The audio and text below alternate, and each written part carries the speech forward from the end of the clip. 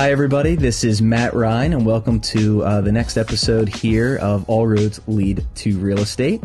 And we were just mid-conversation a second ago about my distaste towards almost everything social media. Yeah. And I can't help it, but that's the way I feel. And I liked your idea there. You said I use it, but only on my terms. Yeah, I mean, it's a beautiful thing. I have a Instagram story. Yeah. That's just been like every day from college. Oh, really? So I have people that have literally been following since 2016. Just the journey every day. But I'm looking to get in that same phase too of I need higher quality thinking, you know? That's one way to do it. I just think it sucks me down this rabbit hole, and I just don't want to put my mind in that space. 100%. And it's like a time suck of time sucks. I don't know. So I've been anti-social media, and I was in college when Facebook came out, like good old, Facebook days. And so I know no one uses it hardly anymore, but that's the only one I still use, if I use any. Everyone has like that generational tool. Yeah. You know, like those who used Facebook. Some people use TikTok. I've never logged into TikTok once. I don't know if it's because I don't want the CCP to have my information or what. It's out there anyway. Yeah, that's what they have. Yeah, but I should properly introduce you so folks know who I'm talking to. So I have a special guest today. His name is Caleb Jackson. And so basically what happened here and how you managed to arrive after having just met me into this studio is that we were having an organic conversation at a happy hour the other week. And it was just fascinating conversation, and I was starting to get to know you because I just met you. And I said, what better way to get to know you and stop this conversation short? Let's do it on the podcast because, as someone who does residential real estate all day, every day, your journey isn't standard. And so I think you have a unique perspective, and I deal with investors, which you are, all the time. However, I still think it's a unique perspective you have. Thank you. It's kind of a little bit more advanced than the traditional investor that I run into. And so I think people will be interested. So first off, thank you for joining me. Thank you. And thank you for your kind words as well. Yeah, well, we'll see. I'll reserve full judgment until I get to know you. Cool. But as of now, I'm impressed. And so basically, I want to get to the root of your journey and your story, but you are a founder of Lion Development, and you're here in Baltimore, Maryland. And so the crux of it is that you're one of, if not the largest portfolio holders for Johns Hopkins University Housing. Is that correct? Yeah. So we'll be the largest residential portfolio, close to 300 student rental units, July 31st. Well, congratulations on that. And for those of you not watching this, you're not an old man. You still have some youth on you. I feel like it. Yeah. So it's, that's one of the reasons I'm inspired by it, is because some folks feel like you have to have, all the experience and years under the sun to be able to be successful or to get your foot in the door. When I always challenge that, it's like you just have to have the idea and the courage and the belief to be willing to fail and to go after it and to learn after your mistakes and keep doing it. Because I imagine through your story, I can't imagine every single thing you've done has worked out perfectly. Right. It's kind of, right, you kind of have to figure out where to go and what to do and be willing to walk through that door. Absolutely. I've had, on the real estate side, we've seen phenomenal success in some of the entrepreneurial endeavors leading up to it. I had some boom and bust periods, which also that just translated to being more effective on the real estate side. So we'll dig into all of that. Well, start off. So that's kind of what you're doing. So if you're listening to this and you own one or two rentals or you're thinking about it, that's pretty much where most folks are if they even want to be an investor. Most people, specifically folks that listen to this, I've had a lot of comments that say that they aspire to be investors and they're not exactly sure where to start or where the path might take them. I feel like you're a path that some people don't realize is an option. Sure. And to have 300 units at a university as prestigious as Hopkins, it's just in our back door or backyard, so to speak. And so it's a natural fit given that you're from Baltimore. Absolutely. But it's still an incredible feat, and I can't wait to hear more about it. So before we get into all that, help explain a little bit where you're from, and I know you're here in Baltimore, but your roots and all of that, so I can have some understanding as to what's going on with that head of yours before we get into today. Yeah, absolutely. So born here in Baltimore, Maryland, was born at Sinai Hospital to be exact. I spent the first 15 years of my life in Owings Mills, Maryland. So my mom comes from an island called Tobago, Trinidad and Tobago. We could see Venezuela, 7 miles from my grandma's house. And then my dad's from Washington, D.C. And so I was a wild kid. My grandfather, growing up, I would say was my best friend. We just had an amazing relationship. It wasn't about business. I wasn't really exposed to really anything that he was doing, in the business world, but that was my best friend growing up. And, was going through, I guess, whatever adolescents go through. It was very, very volatile. And my parents, I went to go live with my extended family over in Kingston, Jamaica. So I actually was At what age was that? So I went to, that was 15 years old. So I went in the middle of I did like a couple months at Owings Mills High and then left in the middle of that year. Was at Pikesville Middle before that. And that's instrumental for a variety of reasons. But in terms of, as soon as I went to Kingston, Jamaica, it was around that same time my grandfather was actually diagnosed with cancer. And he essentially passed away maybe within like a month of me being in Jamaica. And so when that happened, it really was a formative experience for me. And I just decided that I was going to succeed in real estate. He was in real estate as well. There was no inheritance event or anything like that. But just the inspiration of, because he really took the Jacksons to a different level, based off of where he's coming from. And he had a harder life. So I just wanted to build upon that vision. Right. And that's just where the foundational inspiration came from. When I lived in Kingston, Jamaica, it was one of the greatest experiences of my entire life. It was amazing. A 15-year-old boy from Owings Mills living in Jamaica. Yeah. Did you instantaneously develop an accent? No. If I'm there for a long weekend, I feel like I kind of put one on. Oh, no. I mean, this voice has carried me everywhere I've gone. So it's never fit in there and it doesn't fit in here either. Yeah. It was awesome. I lived in the mountains.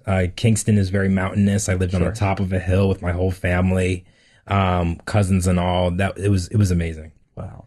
Well, fun fact, we got engaged in Jamaica. We were in White House, Jamaica. Okay. If you've ever been there. I haven't been to White House. I spend a lot of my time. I'm guessing that's what, in Negril? White House. I should know, but I honestly. To be honest, that was so many years ago and we've never been back because we try to rotate and go see everything. Go to Portland, Jamaica. Oh yeah. That's where it's at. Should hang out with your family. Yeah. Maybe I'll be inspired. 100%. I mean, so when I was living in Jamaica, I'll just kind of talk about it because it's a character trait that's probably been like the most impactful in real estate. So when I moved to Kingston, I actually went to a high school that originally only had 5 people in my class. It was a very, very small class. The principal of the school, and I'm friends with them and my first business teacher today as well. But it was more of a place where youth go to get discipline. Sure. And, I had this experience where I just left school in the middle of the day to get some food. Everyone was wondering where I was. Whatever. Yeah, exactly. And long story short, I got suspended, got my phone taken away for 6 months or something like that. Yeah. Or at least it felt like it. And then I also got paddled once. What? And when I got paddled, I think that was the last straw. I heard that there was this school called Hillel Academy. And I just heard about it, but heard it was a great school, heard that's where all the pretty girls were. Yeah.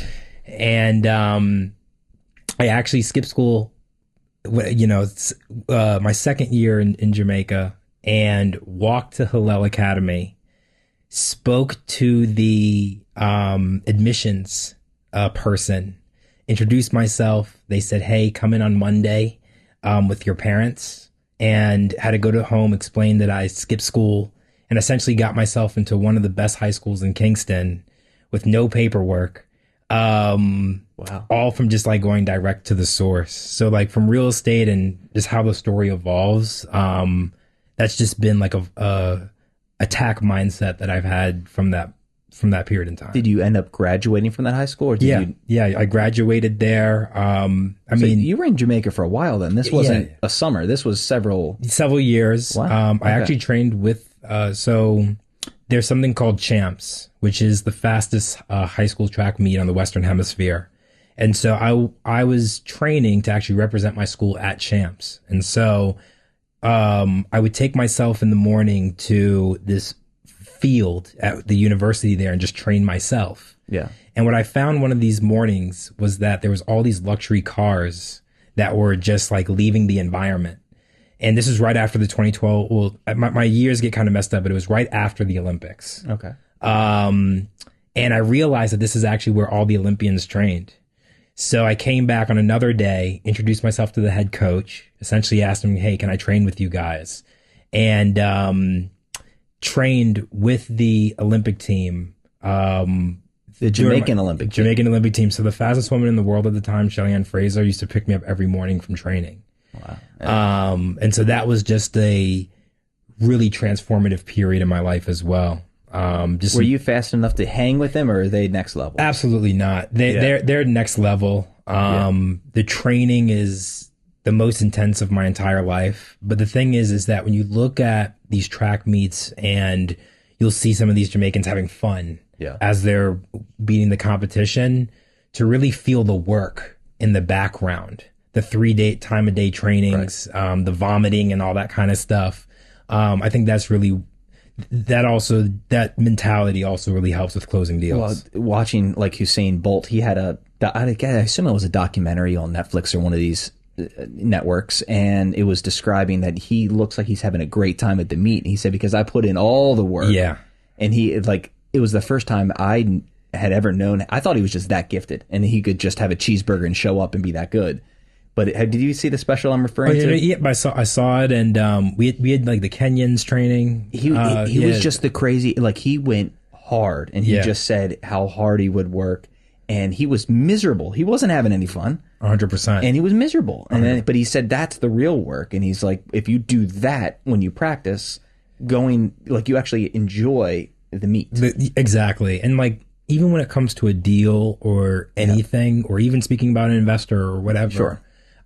So much work is put in. I spend my time training for moments. Yeah. Right. So for that moment when it's time to close, for that moment, whatever, I'm always preparing myself so I can step in with confidence when that time comes. Right. Well, I've had other business coaches that'll describe that's the difference between a professional and an amateur. It's not what you do at the moment when we're trying to make a deal. It's that the professional is practicing. The professional puts in the reps. Absolutely. And they put in the work before it's game time. Absolutely. Because that's what a professional does. And an amateur it's like rec league basketball. You just show up and play the game. Right. That's not what LeBron does. That's not, what the best of the best are doing. They're putting in the hours and the work and the weight room and all the rest. And then they get to have fun at the game. Exactly. And so, it's apparent based on just your track record that you've clearly done that. And so I guess, you graduate from high school in Jamaica, and then what do you do? So the thing is high school in Jamaica ends in the 11th grade, and then you have, because it's the British system, you can do something called sixth form, which is 12th and 13th grade, or you can just graduate from 11th grade, right? So sixth form, it tends to give you like college credits in terms of its intensity. But the thing is that I was never a good student. And, people will tell you today that I read a lot of books and everything like that, but I hated with a passion school. Why do you think that was? Is it? So the thing is that my parents were academics and doctors and physicians, to be more specific. And I think when you're not succeeding from in those metrics of success. So it didn't come as easily to you as it probably did to them. And I also just didn't give a damn. Yeah. It's like they say I have ADHD, whatever. But for me, it's about the context, right? Yeah. It's just like I wasn't interested and I just didn't care. And so I knew that I would fail in terms of standardized testing, SAT, for example. And so I found this little loophole where essentially if you do 1 year at a community college, you can actually transfer. You can go into university as a transfer student versus taking the SATs or whatever. So I said, okay, if I do my 12th grade year at a community college, I can like catch up with my classmates and get into university that one time. So my parents at the time moved to Delaware.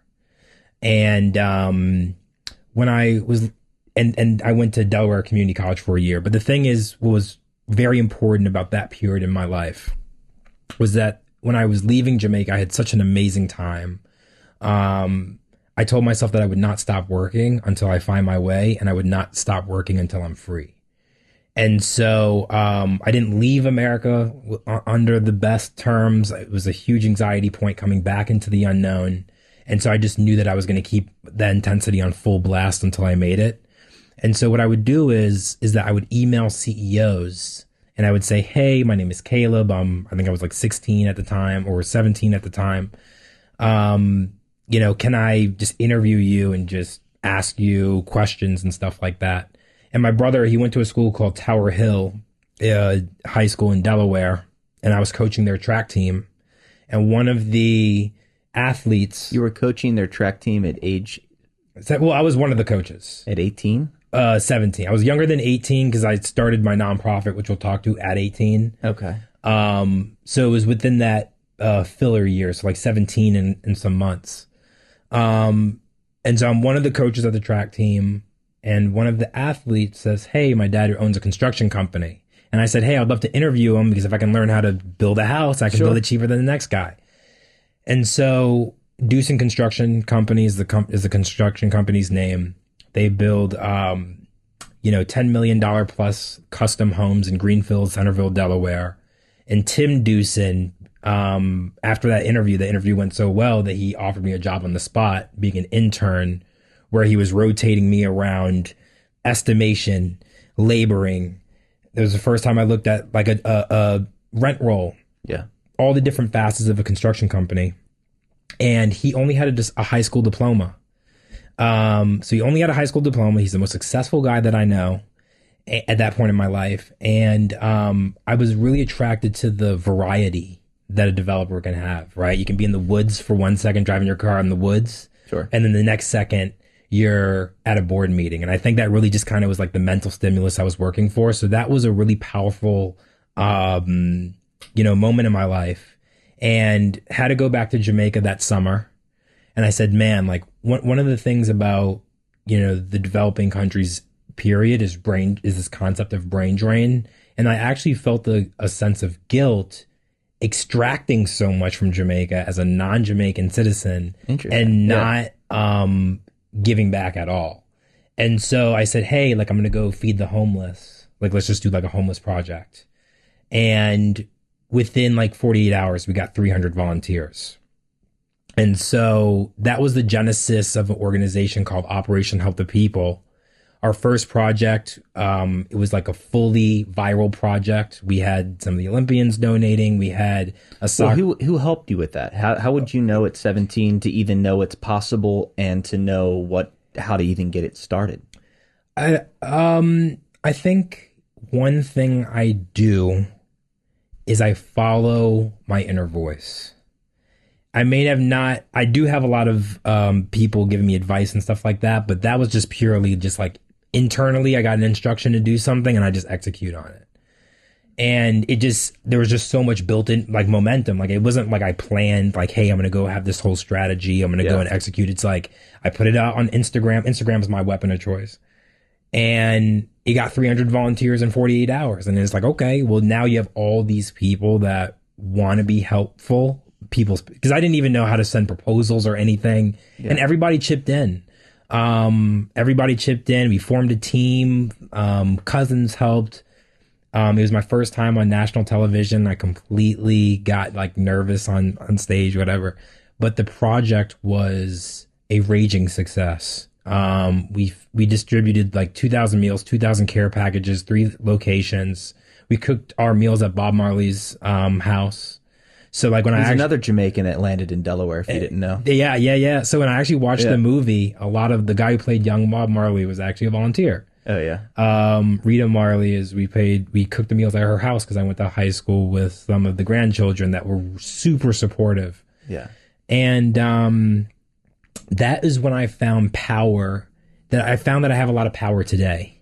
It's like I don't have to wait until I'm 50 years old to make this impact on the world. I can go out and I have an idea. I can implement it and make it happen today. And I got rabidly addicted to that feeling. And I was really an entrepreneur from that moment going forward. I was going to say, so what gives you the courage to even have the notion that you can do what you want? Do you just believe that's from your parents or your grandfather, or was that just inherently, well, I think I'm going to go do it, so I'm just going to go to that school and just get myself in there? So where do you think it comes from? I think it comes from always being a misfit, always, especially growing up, feeling like there was something wrong with me, or I'm not intelligent, or blah, blah, blah. And just saying, you know what, screw what you all have to say. Like, I have this internal, the thing is that, you know, and we'll go into college in my story now, but all those options of those paths exist today. But if I did not go full in, without a doubt, I wouldn't have had the luck for the opportunities that we are today if I had missed those moments in time. But I think it was just more so of a situation of understanding, like, hey, this is always going to be an option here to go down this road. But this fire in my soul is just not allowing, I just rather do everything, you know? Yeah. And I think another thing as well is when you look at, my parents are physicians, right? So being able to look at that, and I was just like, I now have learned to articulate it. Freedom is my number one value. And so if I don't have freedom, what does that mean though to you? I just want the freedom to explore my ideas, to be able to do with what I want with my time. And it's not really about like wealth and material things. I just want the option to do so. Yeah. Because the thing is, like, I was looking at a Jamaican dollar bill one day and a US dollar bill. So one's $100 Jamaican bill is like $1 US. Yeah. $100 bill US is $100 bill. And I thought to myself, I was like, it probably costs the same amount to print both of these pieces of paper, but this piece of paper has 100 times more value than this piece of paper. And I don't want these pieces of paper. I only have one life to live, and I don't want to not be able to go after what I want in life because I don't have pieces of paper to do so. Yeah. And so like, that's just been like the internal monologue. I don't know where it came from, but I'm happy. Well, you answered your question in a very roundabout way. It's in. Yeah, sorry about that. No, it's just, I think it's like, it's there. It's like, we don't have succinct answers all the time to how we're driven. I think just hearing your story, it sounds more or less like you just feel like you can do it. It's just an inner confidence that just says, I'm going to do it. You say what drives you is a similar way. I don't phrase it the way you do, but I just think it's choice. I want to choose to do what I want to do. I like being an entrepreneur and self-employed. It is not the easiest path, by the way. No. There's a lot of risk. There's a lot of sleepless nights. There's payroll. There's things that aren't fun, but the alternative is horrible. The alternative is what we call like a normal life. Right. I didn't like normal, but I want the power of choice. I want to choose to work at 65 years of age, not because I have to, but because I want to. And I'm assuming that's you just want to choose. If you want to choose to do something different in 5 years, you want to be able to do it. Absolutely. And money just unlocks a lot of these doors, which unfortunately it's necessary. 100%. And it sounds like, I don't know, I can relate to you in that way. Yeah. I mean, it's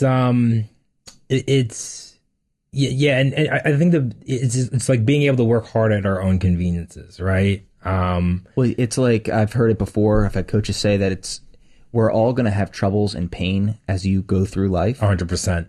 You get to choose yours though. And so you can choose what your issues are or what you complain about to a certain extent.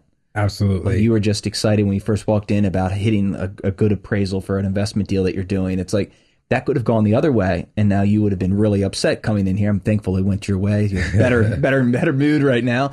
But the point is, it's like there are pain points, but you got to choose the pain points that you're in right now. 100. And from that point of my life as well, not having like entrepreneurs I can call on, like within my family or whatever the case may be. Yeah. I just dedicated that period of my life. I just said, hey, it sucks right now. I don't have any options. I am just willing to completely throw away this portion of my life. And we'll get into the story as we're going on into it. But it it was just a conscious decision. Like, I'm going to sacrifice this section of my life. And I just hope that at the back end of my 20s that I can have the freedom that I'm optimizing for. And it has come around full circle. How did you, in your mind, throw away your early 20s by doing what exactly? So the thing is that, and I'll advance the story a little bit just so I can share with you how I got to that point. So when the nonprofit went fully viral and was successful, my friends from middle school caught on to it. And because I went to Pikesville Middle for that 1 year. And then I got into Howard University as well. So remember, I moved out of my parents' house at 15. So that whole like first time out of the house thing, partying and clubs and all that kind of stuff, I did that. Like I got all of that and more out of my system. And when I'm catching up with my friends, his name is Ben Moshe at the time, he's talking about how he's in real estate. And so I would take the bus from Howard to Baltimore, and I'm seeing them wholesaling tons of properties and owning hundreds of properties. So one of the partners ended up scaling up to like 600 units. Explain to people what wholesaling is. I might go right over someone's head. Yeah, absolutely. So you're a real estate agent for real estate investors. And instead of having a standardized contract where you may get like a 3 to 6% fee, you are arbitraging your contract value with the amount you're able to assign that contract for. And I don't know if that's making it any more simple. Probably not. Now, are you licensed to do that? No. Exactly. Yeah, so let's not use the real estate agent. I'm sorry. Help me. It's That's what I meant. Sorry. I'm not licensed. I was trying to make it. Yeah. So, essentially my first deal, the first deal that I did was a $50,000 house in Eastwood, Baltimore. Yeah. I got it under contract for $50K and I sold it for $60K. So I made that $10,000 spread. Right. My third deal, first year, I got a deal under contract for like $350K and sold it for like, I made over $200,000. Yeah. Arbitraging that deal. And so, that's when I really found the power of being able to buy deals correctly. Right. And then things started to take a life of its own. And so to those that to expand on what you were just describing, it's wholesaling has a very dirty connotation in my mind for a lot of people because it can be really bad. It can be very negative, and I'm interested to get your thoughts on it. But there are people out here, specifically in our neck of the woods in Baltimore, that might go to grandpa's house, whose house might be worth $200,000 in the city. And if he goes, listen, I'll pay you $75,000 today. I'll buy it exactly as is. Just get your stuff out. He might agree to it, but it's worth $200,000. That's why, by the way, most people should not be licensed if they want to do wholesaling, because you can get in big trouble for that. If you are licensed, I don't choose to be a wholesaler for those reasons. For litigation purposes, it can be real bad. But you can take advantage of people if you choose to. But there can be good forms of wholesaling. So if I secure it for $75,000, I could then flip that paper, so to speak. I could take that contract. That's why it's a non-standardized real estate contract, because if you use the Maryland Association of Realtor contract, you cannot assign it. You cannot flip it. It says it in bold letters everywhere. Got it. So it can't be a standardized real estate contract. You can do a single piece of paper. I can write it in crayon. It can be anything. It's enforceable. And you can then assign that piece of paper to anyone else that places a higher value, and you make the difference. Right. And so that's what's so people usually that don't have a high degree of knowledge and they're just starting out and they don't have the assets or resources, they like to start out in wholesaling because all you need is time, energy, and the giddy up to get out there and find opportunities. Yeah, 100%. And so I know that it can have a negative connotation, but you're solving problems for other people. That's why. And as long as I think you're the bottom feeder of the market for sure. You can be, but I just say yes, we're all in this to make money, but I am vehemently against taking advantage of people. And I could have done it 100 times over by now, because I get people, they learn to trust me, and I could offer them some crazy low number. They might take it based on having met me. And I could make $100,000. It's just like, for me, ethically, it's challenging because I would rather make a measly couple % on it and sell it, but then they make the difference. Right. And so I'm stuck in that weird space. That's why I don't do any of it, because I don't even morally, mentally want to get into that side of that option. I mean, and a lot of it has to do with the context of the situation, right? So, for example, my most profitable deal, the one that I talked about from the wholesaling perspective, that was actually a deal on the completely opposite end of the spectrum, where that seller was doing so phenomenally well with their medical marijuana business and like being a supplier for, at that point in time, I think like hospital systems in PA, that they were actually a lender that foreclosed on the asset and they just wanted to get it off their books quickly. Right. So, and that's referencing the problem that you get to solve as a wholesaler. That's why that's why you don't want to always have that you don't want to paint with that big paintbrush, that because you're solving that problem. And if his exit price, I'm making up numbers, was $300,000 and you could get him that money and get it done in 2 weeks. Exactly. You solved a big problem. 100%. And then if you don't there's no guarantee you're making money either. Right. No. Yeah. So I had so you assume some risk. Yeah. Well, luckily, it was a team, right? So, my partners that I was with, you had one guy who was really good at operations, one guy that was really good at numbers. And then I was able to really build my skill up from the floor, from like, how do you do a cold call correctly, and getting comfortable with that, down to how do you prospect and quantify. And I was more so digging up the lead opportunity on the front end of the spectrum. So we had a really good system there. We ended up scaling up to 12 employees. We were burning about 30,000 leads a month. Now I was never doing 30,000 leads a month. Yeah. Leads, like phone numbers. Yep, absolutely. So the thing is that we had the vision behind that system was to be an omnipresent system. So every single probate lead, in all court jurisdictions across Maryland, every single code violations.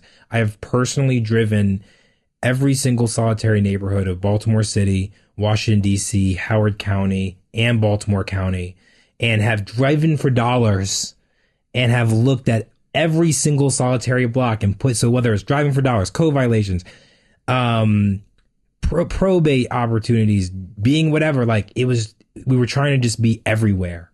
But there was a couple different challenges with that. Number one, the number one thing that I wanted from wholesaling was the ability to learn how to buy correctly. The goal was always to own real estate. You're not doing that when you're wholesaling. And then as we were exponentially growing that business, our close rate was not exponentially increasing. Right. So, well, I just want to expand on just something real quick. Please don't lose your thought. No. But I want to just reference, because this might have gone right past somebody, but it was gold what you just said.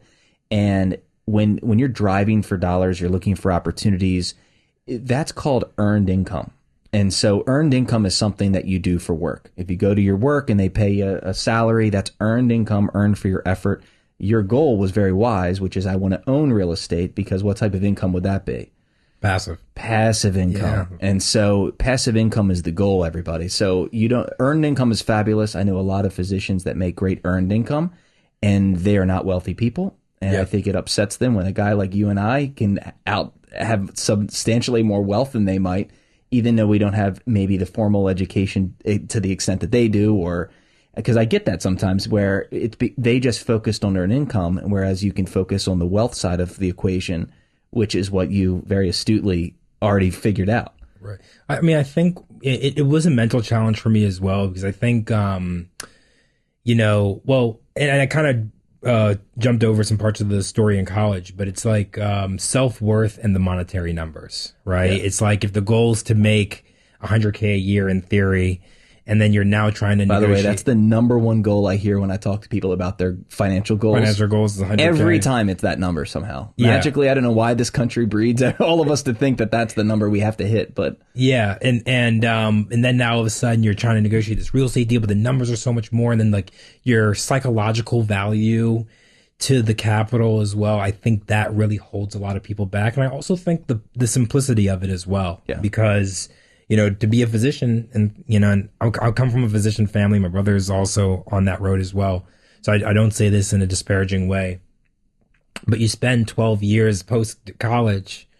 Especially if you were doing it, if I was doing like if I was trying to be a doctor for money, which is what I was at one point in time, the mortality rate at any hospital would just go out the roof. But yeah, because I wouldn't have been cared about the patient. I would have just been thinking about whatever.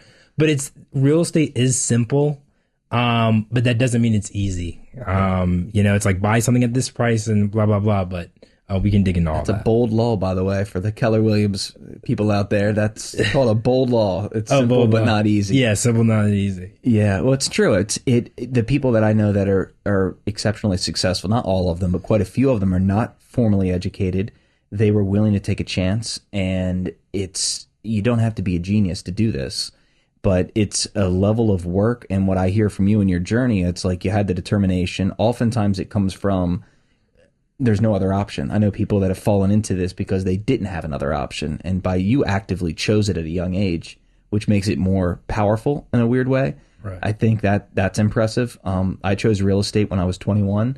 When I sold to these physicians. That's how I know so many of them. I was in medical sales when I was young and real estate.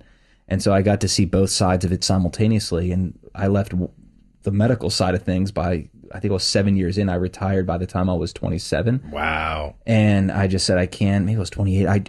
I was done with corporate America. It was not for me. Way too many rules and too many bosses to kiss tail to, and I couldn't do it. Right. Which is funny. Now I have to kiss tail to 120 people a year, and like my son's like, you don't have a boss, Dad, and I'm like, I have a lot of bosses. Yeah, you got everybody got the big man to pay for. Well, everybody can fire me. Every single one of my clients can fire me at the drop of a hat. So I have a lot of bosses, but it's just the way we all get to this space is interesting. So you started wholesaling, like I said, that's a very common approach, but your goal, like I said, was to or like you said, was to go into ownership. Mm-hmm. And so it sounds like that's the route you started to really focus on. Do you still drive for dollars? Well, I have it all by hand now. I mean, well, that's really how we hunkered down on Johns Hopkins. And I'll speak about the journey, but like my mentor's company is really, I was really inspired by the quality that their brand has from day one, because, and also in wholesaling as well, it's, sometimes you're in dangerous situations or whatever the case may be, or, in certain neighborhoods. And it's like, I from day one, I just want to own quality. And so by understanding, one of the sayings in Baltimore is that if you want someone to overpay for your property, find a DC investor. And boy, is that true. Having that understanding of all 200 neighborhoods of Baltimore City, one of the things I love about what we do at Johns Hopkins is it's quality real estate from day one. I mean, it's a unique lease up strategy and renovation strategy, but it's quality real estate. How do you signify it? What makes it quality to you? So in terms of the resident demographic that we cater to, it's not like distressed. Undergraduate students, graduate students? Undergrad and grad, okay. And professional. We actually have professors, we have students, we have postgrad, and we have staff, and we have nurses. And we also have young families as well. So I'm surrounded by Hamden, Guilford, Oakenshaw, Tuscany, Canterbury. These are some of the highest priced per unit properties within Baltimore. It's a great storehold of value. And then a lot of these properties are built in the early 1900s. And they haven't been, our competitive edge is that we are a private equity company with a private equity capital stack, but we're also competing in residential markets. So when we do step into a property, we're able to go into that property full force with 100% of the property's needs. If I need to gut it down to the studs, we capitalize on a case-by-case basis for that. So what does private equity mean? So I didn't come from wealth or family office or anything like that. So I raise I generate capital. So I'm what's called a general partner. So do you have a private placement? I have private placement memorandums. Yeah. Mm-hmm. But early on, and we're really just now getting out of the friends and family space. But I guess I should also talk about like who my partner is. That friends and family space is dangerous if you didn't know. Yeah. Most of the lawsuits come from friends and family that I've been told. Yeah, we have great insurance. But No, but I mean, we put our investor stuff first. But to answer your question, I raised capital from private individuals, high net worth individuals. To be honest with you, I studied all of like the Forbes 400. I essentially put everybody in like 5 categories: private equity, real estate, you own your own business, tech, and like something else, right? And so I said, okay, private equity and real estate are where a majority of wealth is created in America, but one of the issues are accessibility to those offerings. Because generally, if you want to be a limited partner in an established operator's deal, you have to come to the table with $250K, $500K, whatever the case may be. Starting out, investors were able to come in with us at $25K, $50K. Do they have to be accredited?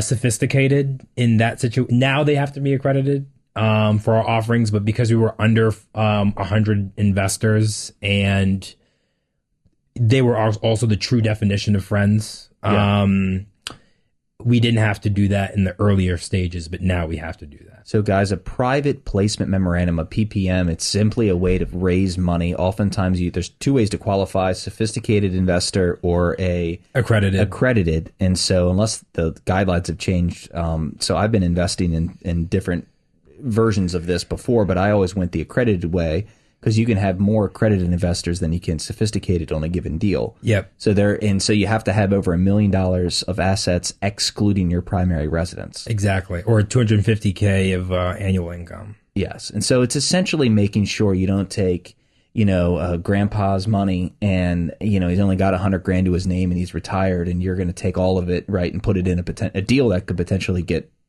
messed up. And so it's a way to protect people. And can you advertise these opportunities online? So I haven't actually no, I can't do the non-accredited offerings through advertisement. And a lot of everything has just been from banging out the phones. Guys, that's what I wanted to highlight. So you always hear this, well, Matt, how do I get into these? And I'm like, unfortunately, you're not going to see them on Facebook. You're not going to see these opportunities just exist out in the ether because of the legality related to all the restrictions. And if you get caught doing it, watch out. They will come after you. Yeah. And so there's so much protection. It's just to protect people, essentially. 100%. So, yeah, we try to make it accessible, but I know we're jumping, but yeah, that's how we do it. Yeah. So, I mean, it's great. So you've been raising money. How much money have you raised so far? So we'll be at 45 million, at the end of July. It's like over 5. I mean, I actually need to sit down and like calculate it again because we're raising again right now. Right. I'm closing on another deal next week, another one the week after that. And we're doubling. So I actually need to go back and calculate the amount of equity raised so far. So in most of these guys, they raise, are you giving 50% to the investor side, 50% to ownership side? Or, so the way that we do is we actually, a bulk of our offerings actually have preferred returns. So it has like a 7% preferred return. And essentially what that means is before we're paid a penny, investors need to make a minimum of 7% on their money. And then after that, there's a split thereafter. Mm-hmm. That promote would end up being like 50-50. We also are a lot more meat, skin in the game in our deals. We co-invest to the extent possible. So yeah, everything has a preferred return, and then there's a split thereafter. Our business plan. So what's the average effective rate of return someone might expect? Nothing's guaranteed, that's a fact. But what is your pro formas normally indicate? So the thing is it's all about under promising and over delivering, right? That's why I'm curious as to what results. Yeah, 100%. And I know per deal it can, right? There's some amount of educated guessing that goes on here. Well, I think it also depends on what your value system is, because if you're an IRR-driven individual, if you're an internal rate of return-driven individual, you're looking to get the highest percent possible, even if that means you exit the deal in 3 years or 2 years or whatever. But on a percentage basis, you're trying to make that number as wide as possible. When I was speaking with I have a lot of mentors. When I was speaking with one of them about what's the difference between a private equity operator and a family office, the private equity families tend to focus, groups tend to focus on IRR. The other ones are just focusing on the total return. So we underwrite on a 10-year plus basis. We underwrite down to a 12% IRR and a 2x multiple on capital. So if you're invested in one of our deals, before actually interested in a deal and we go after it, are you making on average 12% compounded in the deals, or at least annually? Does that include your projected exit at year 10? That includes that as well. However, I mean, we're smashing that in terms of moving ahead of schedule. So, for example, there's a deal that we closed on a couple months ago. We rose like $800K. By the end of this year, we're looking to return 600 of that 800. Yeah. A lot of our deals, I mean, the deal that we're closing on in a month's time has a 35% IRR, 4x multiple on capital on it, but we still underwrite down to the 12% because I think you can exit and flip a business. But for real estate, amortization is super important. And we're also it's about long-term control. And I want to highlight something. What makes these deals very, very attractive to people is because when he says return of capital, what he's referring to, if I gave you $100,000 to invest in one of your deals and he's able to refinance, usually it's value add. You go in, you improve the property, you lease it up, you improve rents, you do your work, right? You put in the work. That's front loaded typically. You do capital improvements, blah blah blah. That's why I won't invest in one of these unless I know you as the manager side have money in it. I need to know you also have money in it, and I need to make sure it's enticing to you to put your time and energy into it. Right. And if it works out, if I get my capital back, there's a chance I can get half or even sometimes all of my original $100,000 back in a couple years. Yeah. If you refinance it, let's say the deal's $3 million, you manage to exit it and it's improved, doubled. It could, 50% or 100% increase in value. Yep. And you could give me my money back, but we don't sell the property. You're giving me essentially at that point free money, house's money. It's like at the casino, you ever won $500 and you started with 500. Yep, and then you're just amortizing. I put that on 500 back in my left pocket, and I'm playing with the casino's money. Exactly. And to me, that's the sexiest part about these type of deals is if it's good enough where you can give me my capital or most of it back, I'm playing with the house's money. And that's what we focus on. So we focus on how fast can we get our LP's capital back. We're okay deferring our promote until that happens. I mean, we're playing, my partner and I are playing, a lifelong game. We even restructured our operating agreements voluntarily, where we're actually going to be deferring our cash flow above that 7% to just accelerate the pay down of our limited partners, so then that way they can keep having firepower to grow with us. Because the key, and this is why I think it's all above board, like this is what I love, is because you want to give me my $100,000 back because you said the next deal that you want to have participation in, you want me to reinvest it. Exactly. And then not just do the 100. Well, Matt, damn, I'm doing really well. I'm going to give you 200 this next time. And raising capital becomes easier. Life gets good. I mean, it's like for me in the residential side, I want a client. I'm most interested about your happiness long term, not if I maximize my individual return on your purchase, for example, and sell you the very first house you see. I'm like, I want referrals. I want repeat. Exactly. That's long term vision, which builds a real business, as opposed to you're going to milk this Baltimore market for 3 years and go back to Jamaica. No. And I mean, another thing as well is because our business plan is actually around scale in a community. Sorry, someone just keeps trying to call me a million times. I'll call them back. Our management costs have also halved as well, which also makes cash flow go up. And because we also, we do the hard thing up front, we gut that house. We put in the new plumbing system up front. We do that. Because I don't want to, when I get into stabilization phase, I just want to, there's properties that we bought in 2021. I don't even think about them, and they cash flow. They're consistent. There's not, the margin is not eaten up in repairs and expenses. It's the headache. You get a better quality tenant. Exactly. I always say we're choosing our problems. Well, I'm choosing a different problem because it's not the infrastructure, but it is more capital intensive up front. There's more planning. It's front loaded. Absolutely. Exactly. But you're excited about the property. You just got it yesterday, so you're excited. Let's start the work. I agree with you. That's what I choose to do. I think it's all about a quality tenant and not having the tenant turnover, and you want it to be a place people feel comfortable in. Exactly. These slumlords out here in Baltimore, which there are plenty of them, that's not a model I want to replicate. And not only that, you can have a property that has high cash flow. You can't exit it though for anything. And it's just not how I want to spend my life. I really just don't. I just want to do quality from day one, quality locations, and provide a genuine service. So our brand is called Hwood Living. If you go to hwoodliving.com. Hwood? Yeah. So Homewood, but Johns Hopkins Homewood campus. So we created Hwood Living, which is our student housing brand, focused on Johns Hopkins University students. But our whole thing is, some of the projects that we're delivering, we're going to have the best kitchens and best bathrooms in the whole market. Do you have to have any blessing whatsoever from Hopkins? Could I start a division tomorrow? Yeah, you can start a division tomorrow. I'm going to call it a derivative of your name and just do it tomorrow. Can I just call it Hopkins Housing Matt Ryan? Yeah. .com? Yeah, you could. Is there any, do they get involved and say, hold on, you're using our trademark here or our brand? Yeah, Hwood, Homewood is not Hopkins. We do deal with, there's a lot of stuff active. I'm just saying, for someone who might get into this market, anybody can find another damn university. I'm just kidding. yes. It's all. There's no more property left in Baltimore, people. I'm just kidding. The cool thing is that we cemented our position. Yeah. So it's like, hey, come and boost the prices up. But I'm just kidding. But no. The good thing, that's the facts. If it does get more competitive, by definition, pricing goes up. Your deals look more. The deals you have are already that look better.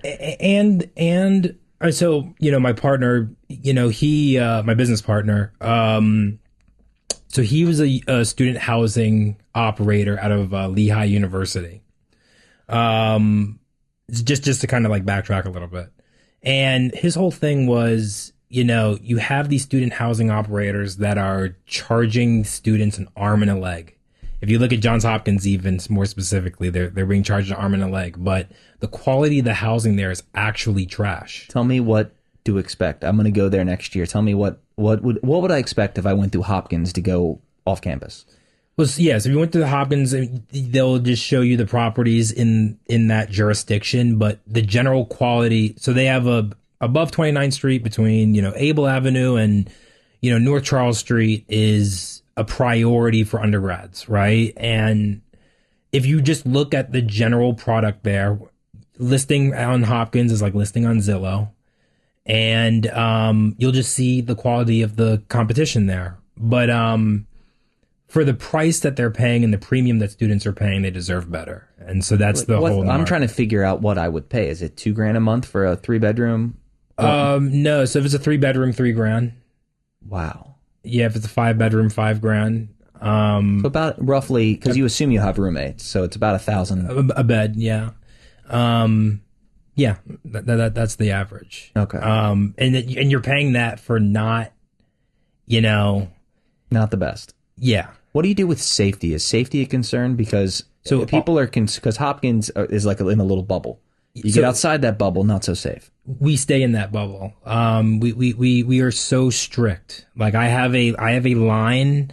I've been offered deals across that line, and I won't go an inch. But within that line, I'll go full force. Yeah. So all of our properties have security. We're also investing within the infrastructure that Hopkins is already invested in. I was going to say, explain to me what a traditional property looks like. Are you doing onesie twosies still if the deal makes sense, or do you only look for multifamily? What are you looking for? So Hopkins is kind of the perfect storm because you have a top 10 university in the country and not a single acre where new development can take place. So even if you look at the newest development that just took place, that's actually a hotel delivery, not an apartment delivery. There hasn't been a new apartment building delivered over the past 2 years. And when we were looking at Hopkins versus University of Maryland, College Park, we chose Hopkins because these developers can just come and pick up and build 600 units at Johns Hopkins. And I mean, not Johns Hopkins, Maryland. University of Maryland, no problem.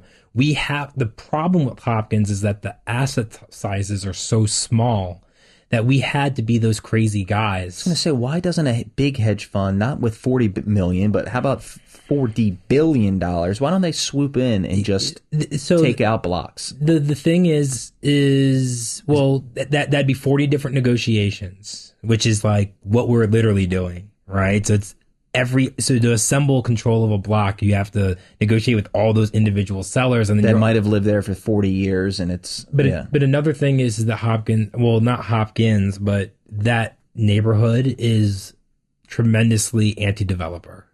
And so even some of the most profound developers in this area that have development slated have had challenges being able to execute their entire business plan because the community is just so against it. So everything that we do is by right. That's a risk that we aren't willing to take.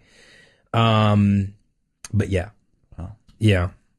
And then now it makes sense because we had to go and do all these different negotiations. And then now we have the efficiencies of stuff. But that barrier to entry is like, okay, if you have $40 billion of assets under management with global reach, yeah, are you going to go and spend your time negotiating with sellers on 300K? Well, what house? I was referring to you, the one we met the other week, was how I used to be in non-performing mortgages. And so I was saying the opportunity in that space and the notes and then it's like notes. You can buy notes and there's courses on it. You learn all about it. But when I started doing it years ago, it's because nobody wants these onesie twosies.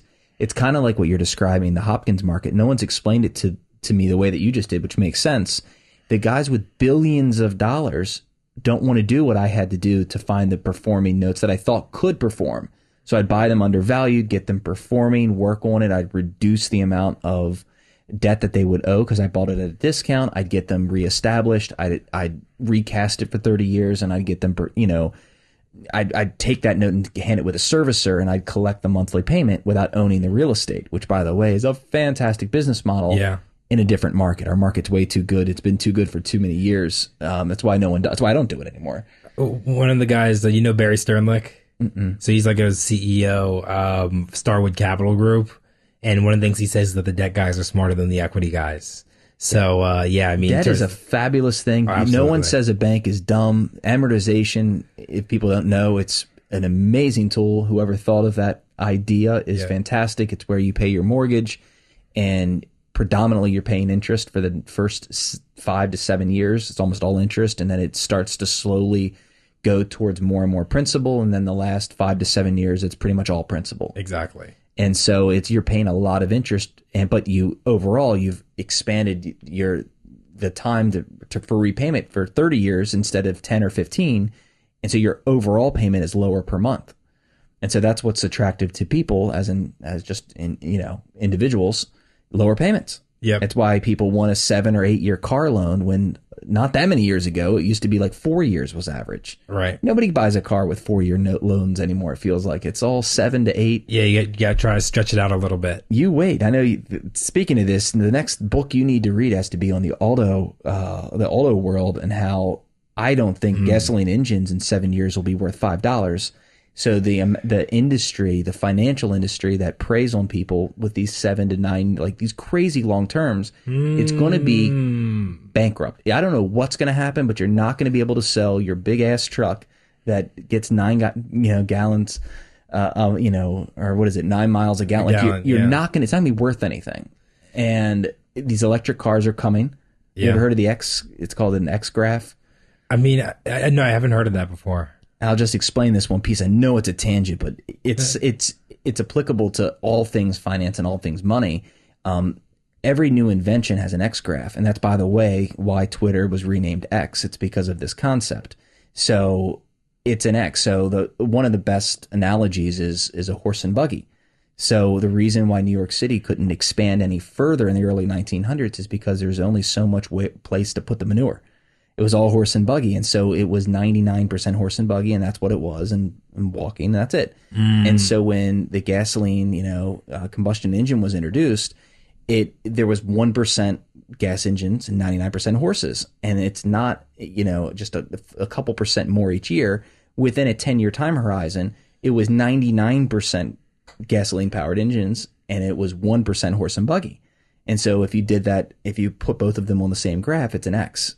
Because one market declines right thereafter. Correct. And it's quick. It's like within a 7 to 10 year time horizon. And if you look this up, there is a million examples as to how this works. It happened with smartphones. It's happened with just almost every game changing invention. The X graph plays out to be true. What is already started is the electric cars. Electric cars currently are representing around 7% of all new car sales. And you have 93% gasoline powered cars. And that I firmly believe you're going to see the X happen, And Elon's calling his shot with Tesla. He's saying that the X is going to happen. Yeah, I mean, it's not just Tesla, but all these. There will be no more American cars made outside of Tesla for the most part. You know, you'll have a few, but not many. Isn't that crazy to think about? It's 95%. He then estimates it. He thinks about 90% roughly of all cars will be made out of China. Well, that's man, that's scary. But in terms of, and it won't happen slowly. It's going to happen quick. That's why there's 100% tariff just announced on Chinese-made vehicles coming to the United States. Because if I'm crazy enough, I'm just a realtor. If I know it, there's some people that know substantially more than I do. We're terrified that our whole section of our economy is going to go kaplooey soon.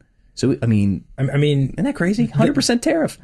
I think there's legislation that's either already passed or is passing where it's like 2028 or something like that. A lot of these car manufacturers can actually not even manufacture gas-powered engines. So I think that's going to also... It's around 2035. Yeah, so something like... It was like 2020... Yeah, Maryland adopted like it, but it won't matter. All this stuff, they should stop giving out free money for people to buy electric cars. It's pointless. It's inevitable. Right. It's inevitable. Right. It's going to happen. So it's free money for these car manufacturing companies, but not just sideline the whole thing, but it's just the way, it's just like everything's changing. And the same thing is actually being argued for universities. It's actually called the demographic cliff. And so that's why we're not taking our strategy and doing another university. There's certain criteria that we have to stack on for a university, but I feel like if you're not in the top 50 universities, it's definitely a death zone.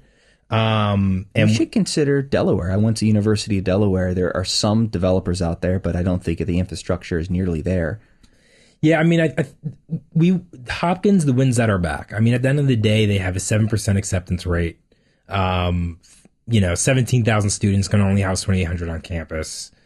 Happen to have this amplified model for students, but we target traveling nurses. We're in a quality neighborhood, anti-developer.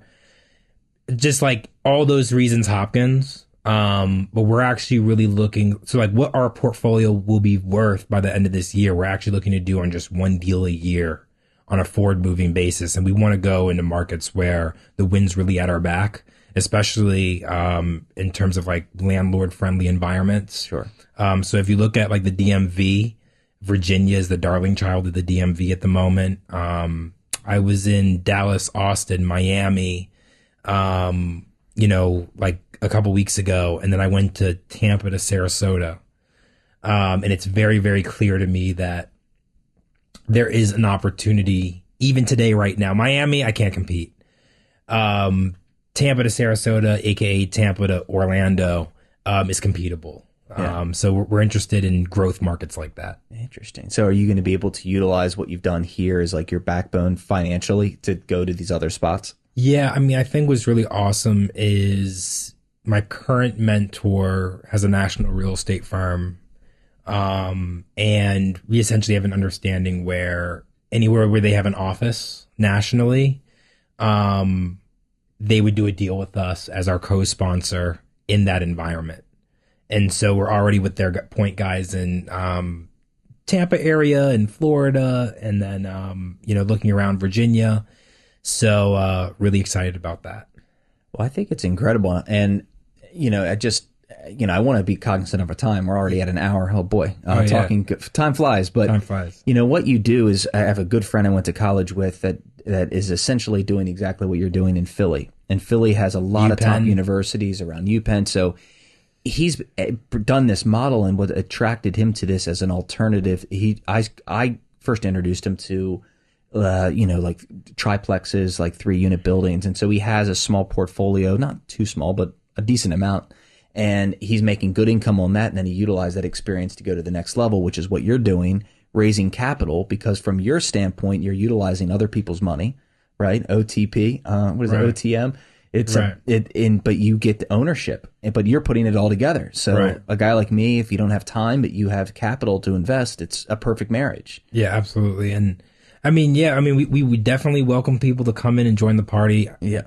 Because we know our not know investment term, but because we're so confident in what we're doing at Johns Hopkins, we're just trying to plant a seed with as many people as possible where we just know they can get strong performance. And at the end of the day, and my partner and I talk about this all the time, where if we were ever in a nightmare deal where the returns wasn't that 12% at exit, we would dilute our promote to satisfy investors to the highest extent possible. We're playing this generational game, and you can only go as far as your reputation. If you're not performing for people, if you're not implementing your business plan and getting things done, you can't grow. And if you had even just one tanker of a deal, just something horrible happened and it just blew up, you'd rather take nothing on your side. I'd rather take nothing than lose my reputation. I'm a man of honor at the end. I read the Bible and I try to strengthen myself spiritually, but one of the things that stands out to me is like a man of integrity walks securely. And so we just want to bring our best foot forward and make it happen. Well, that's incredible. So now if someone's interested to learning more, have a conversation with you, I'll put the links on here. Yeah, absolutely. I am so available. I answer the phone pretty much around the clock. And, at the end of the day, it's just about adding as much value. So if someone chose to say, okay, I want to see what options I might have to invest with you, but I don't have $1 million outside of my primary residence. Can they still qualify as a sophisticated investor? Do you have options for them? Yeah, we do have options for them. And then we're also opening up and trying to create vehicles for non-accredited investors and just be more open. I mean, I don't want to collect 1,025,000. Yeah. But yeah, we do our minimum investment threshold, or I don't know if this is an advertisement now. But I wouldn't go in too many details. Yeah. It's an advertisement. I don't want to. Then the SEC is banging at my door, and I'm like a Billions episode. Yeah, listen, this isn't exactly Joe Rogan's podcast. But still, yeah. All you need to know is you have smaller amounts available. Yeah. And it's just about. I also see it as a service as well. Like real estate's what I do full time all day long. I don't spend my time on anything else. Yeah. And this is one of the great wealth drivers of life, you know? And so being able to have an entry level opportunity for people to be a part of something where they're with the number one operator of that market. Yeah. I think is just a real service that we try to provide. Yeah. And I think it's a good alternative. So what I sell is different than what you sell. So I sell, my rate of return is abnormally, my standards are so high. So I want to return roughly 36% annually is my expectations if I gave you my money, which that's why I don't invest in private placements anymore personally. But I have to get my hands dirty. It's my level of participation is significantly higher. I like the leverage component of owning the house directly. Right. So I get to apply leverage in a meaningful way. I was this morning in Baltimore. I told you in Fells, she's in Hopkins. She's getting her second PhD from Hopkins. And instead of renting a place, she now owns a place with equity upside, and she's able to put very little down. She's leveraged using other people's money, like how you do, in her own way. And I convinced her in a year or two, she's going to rent that out and do another one.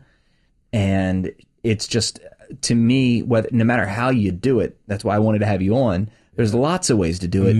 There's ways to participate. You don't have 3 degrees in real estate, nor do I.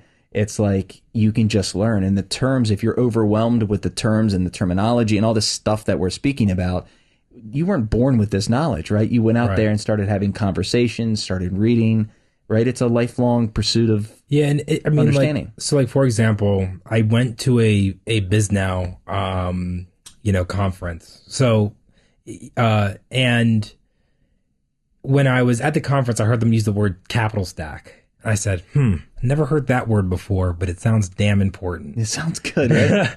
So I went and I just studied from that one sentence of hearing that word capital stack and not knowing what that meant. Yeah. Took that one word and then researched it and then learned about all the different types of equity, all the different types of debt, all the different types of things that go into a capital stack, which then proved to be like the foundation moving forward. So I think at the end of the day, it's just... By the way, that's how I know everyone with ADHD, like you very well, so do I, by the way, probably have it, but you're very interested in that, right? You see it as a key to unlocking something important to you and you had no problem researching and learning. Exactly. It's the formality of school, learning about calculus or something. You're like, how am I going to use this? This is not for me. I mean, so what's interesting is, so I never finished Howard. And I remember, because I was, to get into business school, you had to pass applied calculus. I failed the class. 80% of the class failed. They actually ended up firing the professor, but I'm like, damn, I'm not going to be a 5-year. I got my life to live. And I remember looking at the finance syllabus. And I said, well, of these 60 credits that I have to do left, like only 30 of them are like kind of business related, and I'm already reading like 3 books a week. I could either, I think I calculated my working years, and I think I came up with some number, maybe like 4% or something like that would be like the extra 2 years, or I can start now, eat shit. And maybe when I would have graduated, and that would be day 1 as an entrepreneur, I have 2 years experience. And I actually closed on my second real estate deal when I was supposed to be going to commencement. That's where I kind of just like learned, but I think it's just getting into the weeds, asking the hard questions. But at the end of the day, it's like accumulate the information. And then we go from there. Yeah. Well, I went to college and I did get that finance degree, and I never use it. It doesn't apply hardly to anything I do, but I felt like it was required. I don't know. I just felt obligated is the way I felt. I didn't have any of that. It's a society. Yeah. Yeah. It's just, I felt desire, and I'm not going to put pressure on my kids to do anything in that regards, just as long as they pursue. I want them to have the passion the way you describe what you do, and that's what I want for my children is passion. I want them to be excited about what they do and learn, be great at what they do. I don't care what that is. I don't care. It's just, this is what we chose. Right. 100%. Have you ever heard, I forget what his name is, but like, he's like Music Kid Max or something like that I got to send you, but there's like this incredibly gifted guy. He's like 7 years old. And his musical genius that his parents like have fostered is like beyond most professionals at that 7-year-old age. So I think when you're just trying to turn, it's not a one shoe fits all. No, but it's something. If we did nothing else, I encourage people to learn more about it, learn different options. It's a heck of an option. It's something at some point I want to participate in. Maybe I'll work with you on one of these deals. Yeah, absolutely. And I got good books, recommendations. There you go. So Zeckendorf, one of the greatest real estate books I've ever read. Spell that? Zeckendorf. Z-E-C-K. I'm just putting you on the spot. Yeah. Zeckendorf. Okay. Boom. There you go. So, Zeckendorf, Am I Being Too Subtle? Have you ever heard of Sam Zell? Mm-hmm. So Sam Zell actually said that Zeckendorf was one of the best books. I actually got that book from his book, where he actually outlined that was one of the most important books I've ever read. People are just going to go to ChatGPT and just select, what does this book mean? Put it in 2,000 words. No, you can't. That's correct. When people do that, I'm like, it's not the same, people. You need to hear the explanations and the stories. You have to sit down and read Zeckendorf like a textbook. And then the other one, there's another book called the Encyclopedia of Real Estate Advice. Very thick book, but very well done. And it will go through everything from how do you do due diligence to how do you raise money to how do you do this and how do you do that. And then everything else is personal development. But I have a lot of book recommendations, but yeah. Well, that's a good place to start. And I want to thank you and wrap this up and thank you for your time and for coming in. It's a heck of a way to get to know somebody. Yeah, there you go, shaking hands. Well, thanks for joining me on this episode, and hopefully I'll do a follow-up with you as you start taking over all of Baltimore. No. Just Johns Hopkins. We're just going to own Hopkins. That's where we're going to own. Yeah. I mean, lower taxes, you get let us not be the highest tax jurisdiction in the state, and then maybe we can expand more. There we go. Yeah. All right. Well, thanks again, and I'll talk to you soon. All right, cool. Thank you so much.